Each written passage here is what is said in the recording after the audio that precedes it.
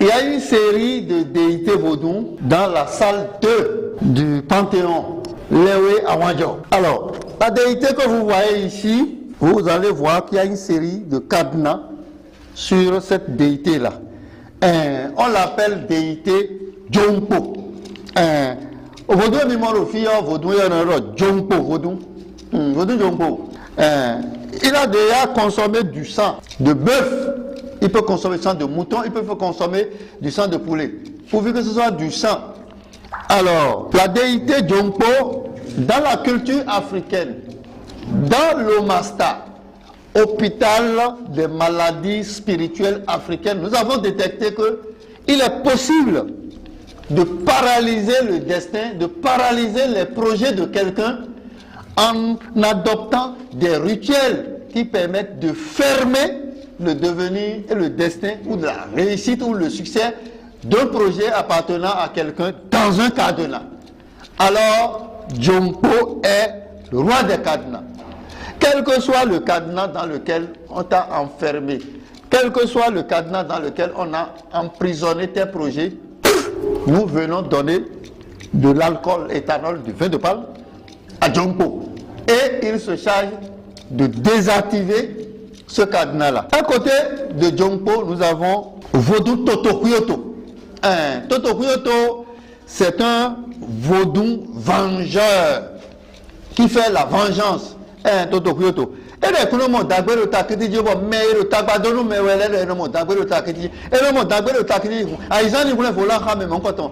Ablamadoni, mais mon coton et l'autre, tu as fait beaucoup d'Afrique, vous vous mettre ici. Totokyoto, quand vous l'implorez et vous lui donnez le coq, le sang du coq, et vous le lui promettez davantage, lui, il peut donner de l'insomnie à celui qui s'attaque à vous. Celui qui s'attaque à vous peut, par mégarde, mal conduire tout moyen de déplacement qu'il est en train d'utiliser.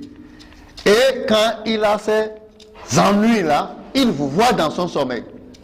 Alors, c'est ce que Totokyoto fait. Et quelqu'un qui entre dans ce panthéon-là, nous essayons de désactiver tout ce qu'on a utilisé à travers une déité familière à Totokyoto. Vous avez vu ici les gomins vaudous. Il y a des déités qu'on peut fabriquer, qu'on peut concevoir dans des bouteilles et qu'on peut utiliser, qui peut cristalliser des énergies qui perturbent la vie sociale de quelqu'un.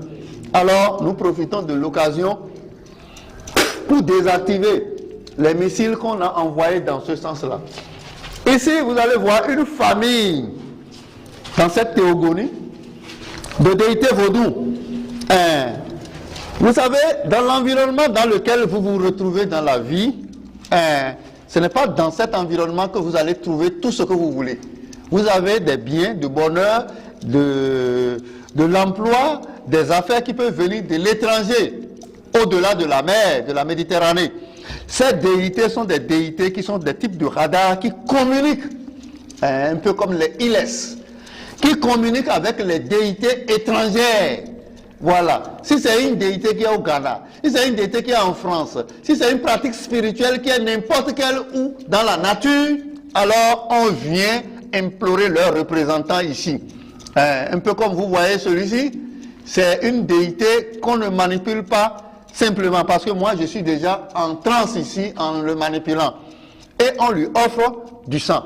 Et on lui demande d'arranger les affaires qu'on a à l'extérieur, qui ne se retrouvent pas dans son environnement.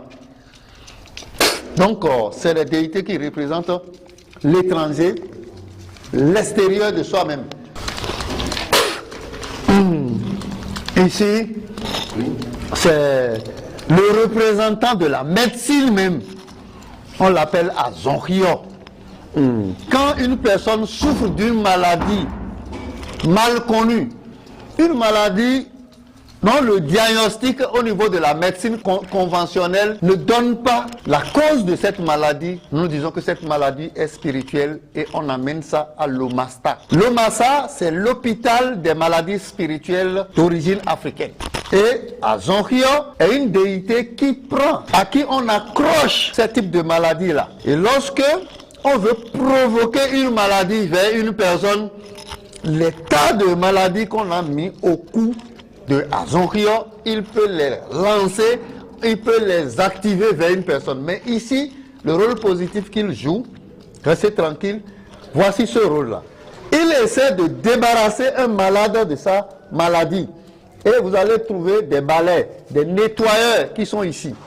Donc, on utilise le balai pour enlever les maladies qui sont sur la personne et qu'on accroche au cou de la déité Azonrio. Et lui se charge de prendre ces maladies pour amener vers Dieu énergétique de la terre, petit Dieu, Sapata. Donc, Azonrio,